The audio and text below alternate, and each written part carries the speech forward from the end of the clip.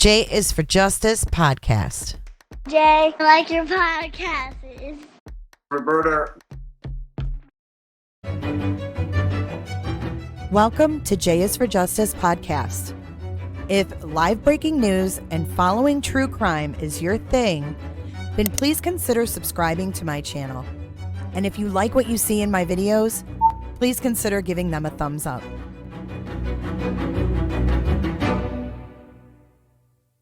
Hey guys, welcome back to J is for Justice. I am Jay, and I am still feeling a little under the weather, so bear with me. But I did want to catch up on the Kiely Rodni case, and I wanted to do a little research into the campground. But before we do that, I want to give you the latest update from the news and from law enforcement in that area. So let's get into a very nice thank you from her dad. And what a surprise. They had a donor that donated $25,000 anonymously to the rescue fund for Kiely. So let's switch gears and let's take a look at the Prosser family campground, which is where this party was. Now, what I noticed when I started looking was there's a reservoir around this whole campground here. To the campsite map. Okay, so take a little trip with me to this campground and let's take a look at this reservoir that is located all around this entire campground. And if you zoom in, you can see there's boat launches. And I feel like at night, this could be maybe confusing if you're intoxicated and you're driving around to get out of this campground. Now, I might be wrong. I feel like there could have been maybe a wrong turn. And I mean, this water is very large. We've seen, divers take years sometimes to find a vehicle in water. So I don't know if that's the case here, but I think it's definitely worth looking at that. I don't know if she would have gotten stuck in the sand. I don't know. But if you see all these yellow lines are roads. And if we circle around here, switch back to satellite.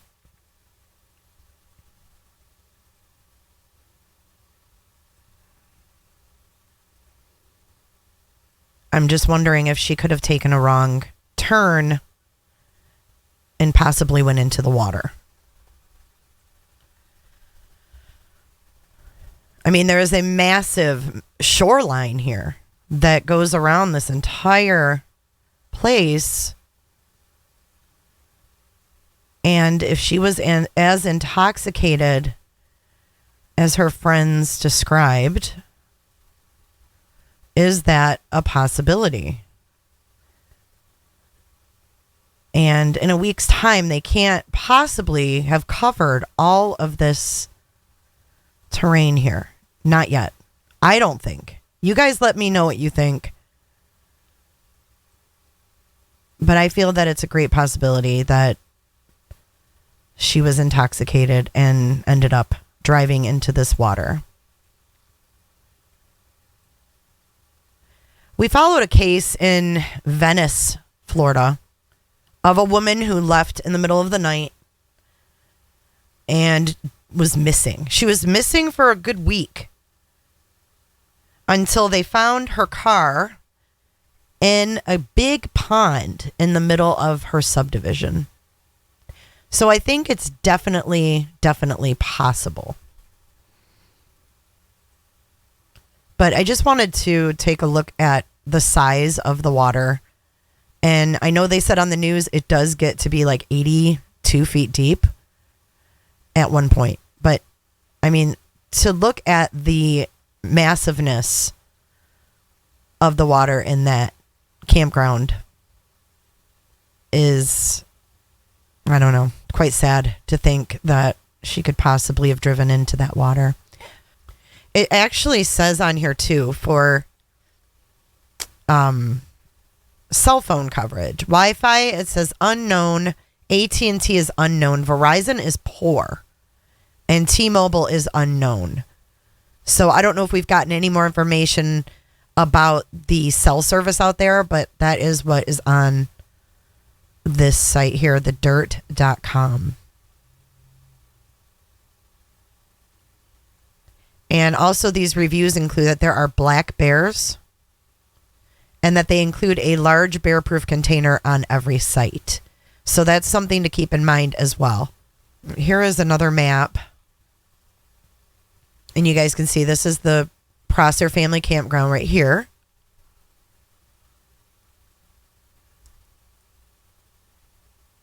So this would be the area. I mean, if you look right here, I don't know if I can, let me see if I can make this bigger. If you look right here, oh, yes, I can. Yes, I can. Is it possible that she left and took a wrong turn and ended up in the water? I say, hell yes, it's possible and probably probable at this point. I mean, you could see all these different ways she could have gotten turned around at any point, being drunk, and went off the main path and ended up in the water, unfortunately. Organizers of a concert hope their gathering in Truckee today spreads hope for Kiely Rodni's return. The 16-year-old has been missing for a week now after attending a large party.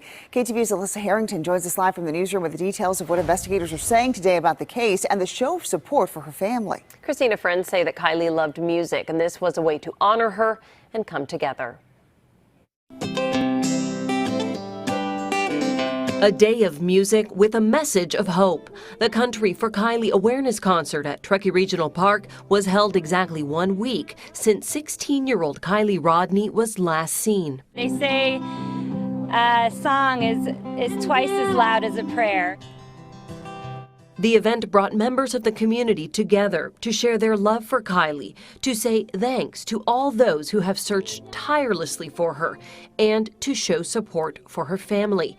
Many wore white in solidarity. We feel like hopefully this will just help draw her here, know at least from wherever she is that we're here and we're helping her look for her. Kiely was at a party with around 300 people last Friday night and early Saturday morning at the Prosser family campground. She never made it back to her parents' home in Truckee.